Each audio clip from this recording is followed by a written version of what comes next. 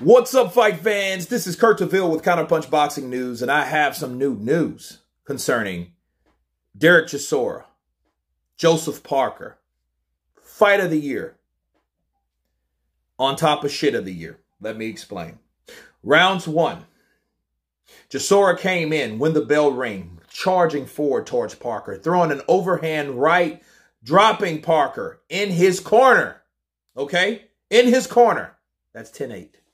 Second round, in the duration of the first round, war came Chisora. Chisora came to fight, no doubt about it. He was landing clubbing overhand rights. Parker had to hold on for dear life, but for one, he was hurt from that knockdown. He was hurt. He didn't question it. We could have questioned it. Could have been behind the ear or whatever. Didn't really matter because he didn't question it. And it matters on what the ref calls. And it was a knockdown, okay? He held on for dear life through that fight. He tried to land left hooks, but Chisora was bringing the pressure on. First round. Second round, same of the thing. Clubbing right hands over the top of the jab from Chisora. And ripping body shots, left hooks, right hooks. And at times, he would come up with an uppercut at times. But it was mostly left hooks to the body, right hooks to the body, left hooks to the body. Then Parker would have to get out of there or hold. Okay? And then when he held from rounds 3, rounds 4, rounds 5, what would happen when he did hold? He was still getting hit. Why? Because Chisora is a vet when it comes to people holding, because he knows either they're going to run or they're going to hold.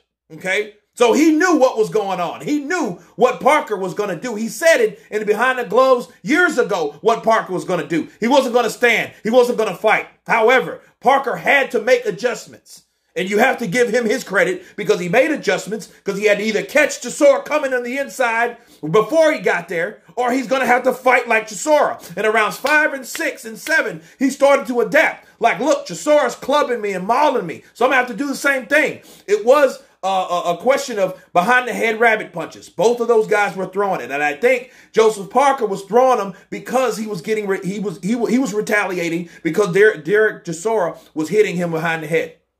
Okay, but they were both doing it. Okay, I think Chisora started it, though, to be fair, because he was hitting them anywhere. The nose, the chest, the ears, the temple, the forehead, the chest, again, the stomach, the sides, the kidneys, the liver. He was throwing them and landing everywhere. Then what Chisora started to do from rounds 5, 6, and 7, we seen Chisora starting to fade. But he was putting in the necessary deposits. And what I mean by that, he was landing punches to the body throughout the whole duration of the fight, okay? Those are body punches. Those are power punches, okay? And then from round 7, 8, Parker started to Ali-ish kind of throw that jab. Didn't do it as well. He was landing right hands and followed, chopping with a left hook. He was doing that at times. But he would get answered by Chisora because Chisora would get him on the ropes and start banging that body. Okay? And then he started throwing punches upstairs. And then either Parker could either get out, which a lot of times he wasn't successful, or he would hold. And that's a whole nother problem because he wouldn't hold him bare. He would hold him in either one hand or the hand he got hit with. And a lot of times Chisora hit him with that clubbing right, and he was like, oh shit. And he wraps it up, and then he gets whacked with a left hook. A lot of times that would happen. Those punches still landed, people. Okay? So, Parker, 8, 9, and 10. And we could see Chisora was tired. But Parker, the strange thing about Parker, he was getting tired too. Why? Because he was taking those body punches. Okay? Because Chisora was investing in the body throughout the duration of the fight.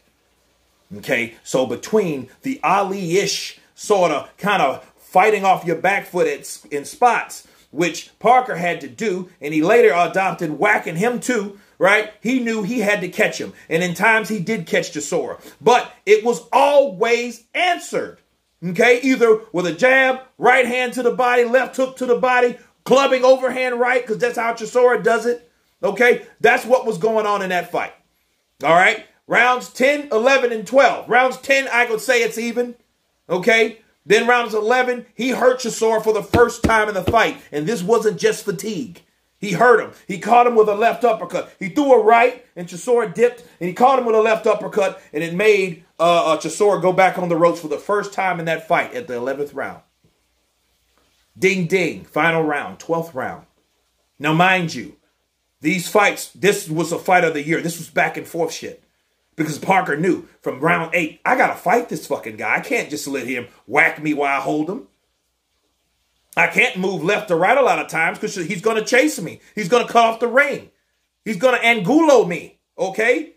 So he knew I had to fight this guy. He had to. That's where he started saying, fuck it, let me go balls to the wall. 9, 10, 11. Round 12. Round 12, Chisora comes out, looking tired like he is, right? Lands a right hand, overhand right, boom. Now you got to give credit to Parker because he took that in the first round. He got his pound of flesh because that first right hand took him down. He wasn't ready for it, but he got adjusted, okay? And then he took another right by Chisora. Then it was some grab ass and this, that, and it happened. You know, Chisora started working the body. Then Parker comes. He comes jabbing. He comes jabbing like Ali. He's throwing that right. Follow that left hook, okay? He lands a right. Then he lands a straight right. Then Chisora lands another right hand. Then pushes Parker back. And then it gets down to the last 20 seconds. And then he's throwing because he knows he has to do something because I'm thinking like, yo, Parker, you're on UK soil. You have to do something. Why? Because you're not at home. This ain't an Andy Ruiz fight. You're not in New Zealand. You're in the UK. Okay? So this is what's going to have to happen. You're going to have to either knock this guy down, knock this guy out, or do something to seal the deal to the magnitude of what he did to you in the first round. Okay? But that didn't happen. It was a back and forth fight. Now, Parker did get the end of him the last 10 seconds of the round. Scorecards. 115-113. Chisora. 116-111. Parker. Uh-oh. I just got off the live stream. You guys heard me. Uh-oh. This shit's going to hit the fan. 115-113. Parker. Robbery. Why? Because the scorecard between the two, the first two got it right. 113-115, Chisora. 115-113, Parker. I get that. 116-111, what the fuck is that? What is that? Here's my counterpunch. Just like I told you guys that will listen, this is simple. Politics. The sport that I love, that I hate so much, it happens and it went down like this today. Chisora supposed to get stopped today. He didn't. That was the problem. Chisora did everything he could, worked every damn day. You heard the guy. He worked his ass off. Even Andy Lee, the coach of Joseph Parker, said, we're going to give you a rematch because he knows that was bullshit. Because there's no way that that Parker, even that fight up, it being back and forth the way it is. There's no way. No. And I still haven't seen the scorecards. That's funny shit. I'm trying to look for them. I still haven't saw them. Right? I'll look here in a second to see if I can see them. I'll put them here. 8:35. Cool. I'll put them here. But I haven't saw them. But there's no way you can tell me that Parker outpunched or outscored Chisora on top of a knockdown. And then you still, some fucking judge in a bubble? Like I've been telling you guys about this fucking bubble bullshit. This bubble bullshit is extra corrupt because there's nobody to really see it the way it's supposed to really be seen.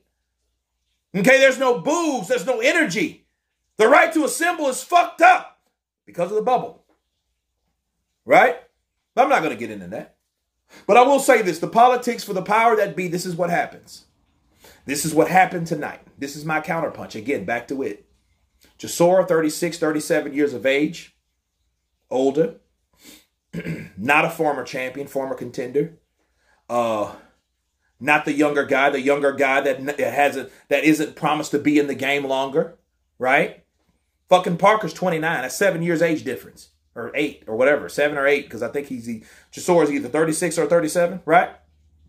He's 29, former champion, has done more earlier, has accomplished more in his career.